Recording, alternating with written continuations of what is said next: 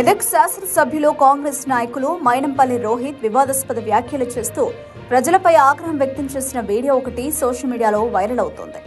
ముఖ్యమంత్రి రేవంత్ రెడ్డి సమక్షంలో జరిగిన ఒక కార్యక్రమంలో పాల్గొన్న సందర్భంగా కొందరు స్థానికులు తమ సమస్యలపై ఎమ్మెల్యేను నిలదీయడంతో ఆయన సంస్కారం మరిచి బూతులు తిట్టారని ఆరోపణలు వస్తున్నాయి. ఈ సందర్భంగా రోహిత్ మాట్లాడుతూ కేసీఆర్ గాడు అందరి నెత్తి మీద 2 లక్షలు అప్పు చేసి ఎత్తుకుని వెళ్లిపోయాడు అంటూ మాజీ ముఖ్యమంత్రి కె చంద్రశేఖరరావుపై తీవ్ర స్థాయిలో ధ్వజమెత్తారు. అంతేకాకుండా నేనెవరికి భయపడేవాడిని కాదు, కేసీఆర్ గాడు ముఖ్యమంత్రి ఉన్నప్పుడే వాడికి ఉచ్చపోయించిన అంటూ సంచలన వ్యాఖ్యలు చేశారు. ప్రజలు తనను ప్రశ్నించడం పట్ల అసహనం వ్యక్తం చేసిన రోహిత్ వారిపై బూతులు తిట్టారని వైరల్ అవుతున్న వీడియోలో కనిపిస్తోంది.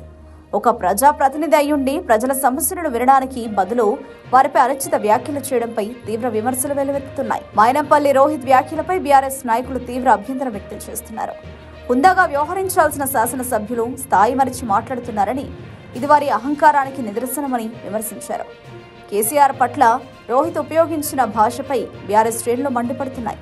కేసీఆర్ ముఖ్యమంత్రిగా ఉన్న సమయంలో రోహిత్ ప్రత్యక్ష రాజకీయాల్లో లేనప్పటికీ ఇలాంటి వ్యాఖ్యలు చేయడం పట్ల ఆశ్చర్యం వ్యక్తం చేస్తున్నారు.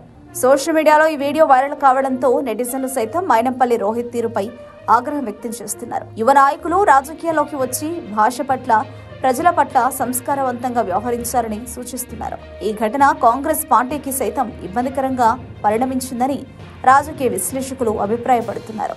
ఆ వివాదంపై కాంగ్రెస్ అధిష్టానం ఎలా స్పందిస్తుందో చూడాలి.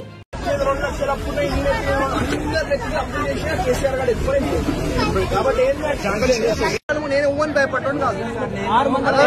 కేసీఆర్ గారు ముఖ్యమంత్రి ఉన్నప్పుడు గెలవలేడా మెదక్ ఫైండింగ్ చేసేస్తాడు.